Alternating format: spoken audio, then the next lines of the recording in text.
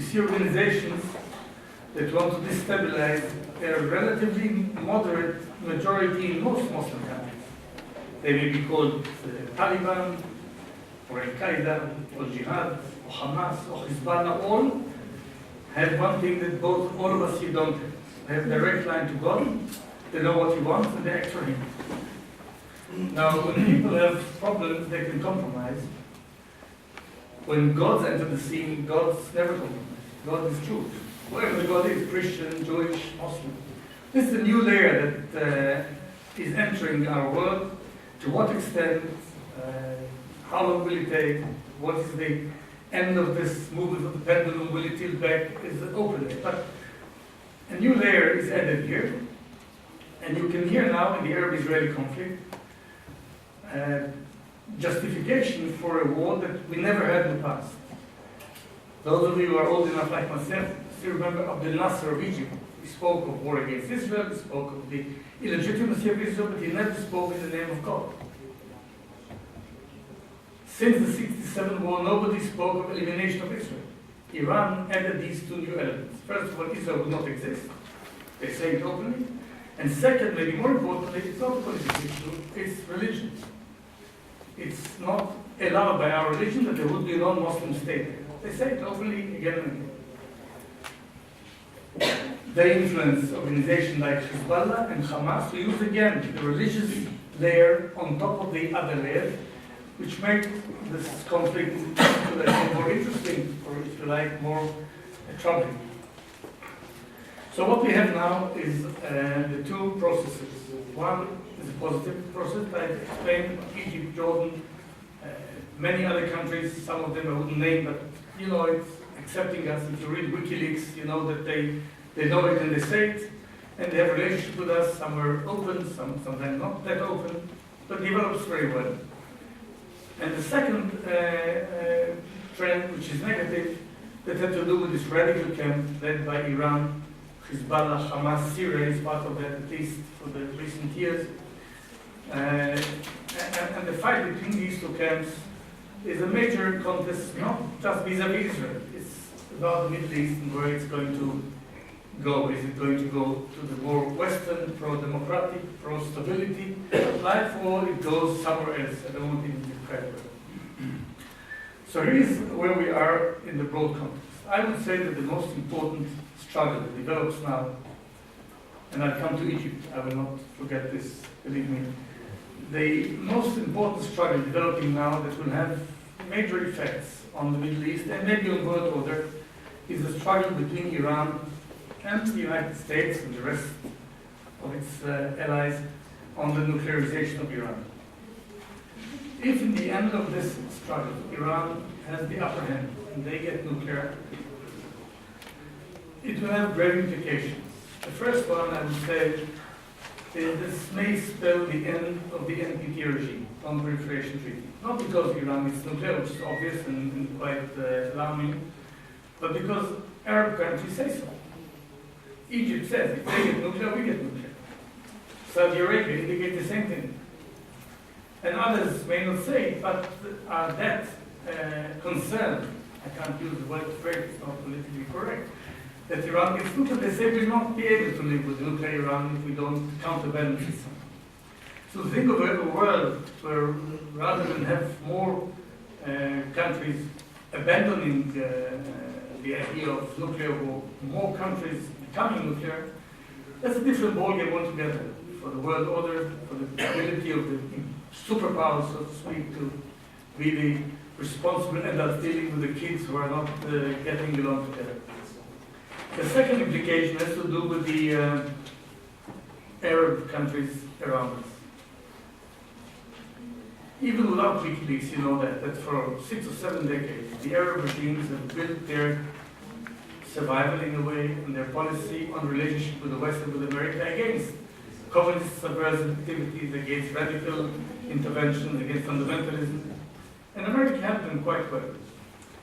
This was quite shaken when the Shah was led to fall in Iran in 1979, but it's forgotten. Now, they all look up to America to say, are you going to help us against the Iranian ideology of exporting the revolution of trying to change the Arab regimes to more observant in terms of religious fanaticism regimes or not. If they found out that the West cannot stop them, stop Iran from becoming hegemonic in the region, some of them will go with Iran. And to think of Iran as a very influential country in the Gulf area, including the oil area, the oil prices, is again a new ballgame that is quite disturbing to the world that we know. The third circle of implication, if that happens, that Iran gets nuclear and hegemonic, has to do with what I mentioned earlier about those minority groups all over the Muslim world that look for revolutionary ideas of a religious world. The names I mentioned, from Taliban all the way to Algeria or Hezbollah or Hamas. The victory for Iran is their victory against the American Western values, and it's going to be a boost for a very negative organization. Just think of how arrogant Hezbollah will be if Iran wins. Think of how impossible Hamas will be and how poor the PLO will be if Iran wins. So for all these reasons, the NPT and the Arab regime stability and the Muslim world stability, I think it is now understood in many countries, and especially in Washington, that Iran must not get there. That if Iran gets there, it's a different ballgame and we don't want to do it. This is why I think that the political struggle that America is leading now on sanctions, political pressure, economic pressure on Iran is the most important game in town, so to speak. The UN sanctions, the EU sanctions, the American Congress sanctions that accumulated last year have begun to show signs inside the regime in Iran, not yet changing the route, but people think of it, and they know it may bite, may hurt. I do believe that Iran is not immune to the world leverage that can be used against it. Iran is part of the world, it's not North Korea, they are not an isolated country. If European rhetoric, which is quite tough, is met by European deeds, and if Russia continues to go along as they do, if China gets more involved, and India gets more involved, and America leads this way, I think there is a chance, nobody can promise that this will be a successful campaign, but one needs to have the leadership and resolve and persistence.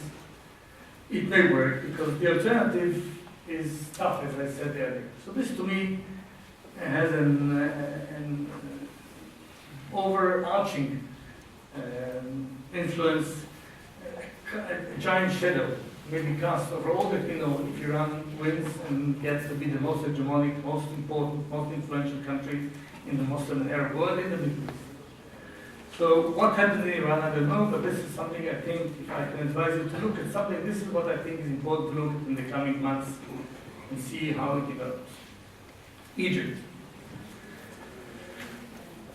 First of all, let me admit, if you had asked me the day before it happened, I would tell you, I have no clue. I don't think it would happen.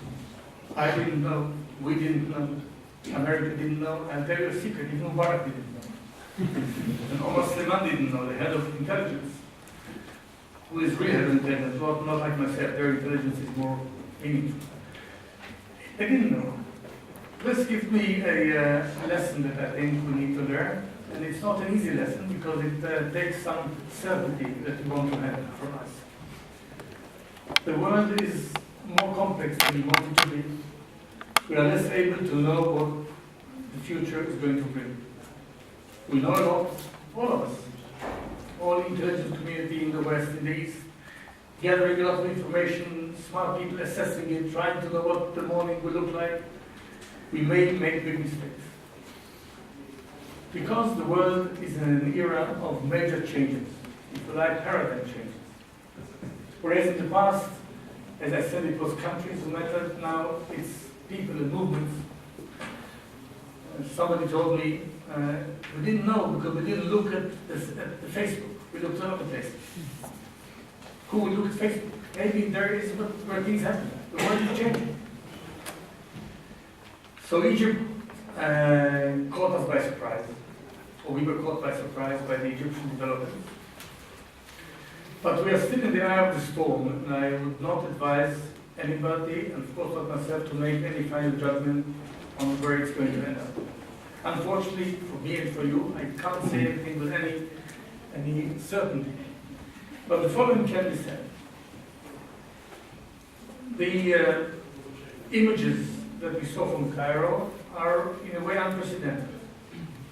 The rhetoric of the demonstrations, of the demonstrators, of the people there, were not taken from the Quran. They were not kill the Americans, kill the Jews, kill Israel. They were taken from Western vocabulary. Freedom, dictatorship, representation. You saw it. Interesting.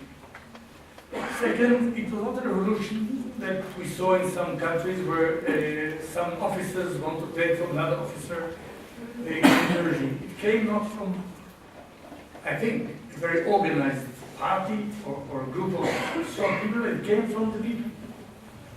It has to do with what I said in a negative way of the power of terrorists. And I say it in a positive way. People are much more powerful now all over the world, and governments are much less powerful. People have all the know-how and the knowledge, technical and otherwise. They don't need to go to Oxford or Cambridge, or even to Budapest University to learn. They can sit on an island in Indonesia and click the right button and they will know everything. Governments cannot control it anymore. So people are powerful, positive way and negative way. So people saw that they can do things. And it was, I have to say again, giving a credit if I may, almost without violence. There was a little violence, but not much. You could have thought of a bloodbath. It was not the case. All this looks positive. But one has to say very simply, we are at the end of phase one. The regime is out. But where is it going to lead is entirely open. Now the army defense establishment is taken over. It's a democracy, obviously. Will it translate to democracy? Will it translate to elections? How? When? Elections are not democracy. Elections are one element, but democracy has to do with human rights, with freedoms, not just the majority. Majority can be very non-democratic. How is it going to happen? In Europe, it developed along many years, can develop overnight or quickly. Maybe, maybe not, I don't know. Don't hide anything from you. I think it's interesting to follow closely and see how it develops in Egypt. Will it end up well or not?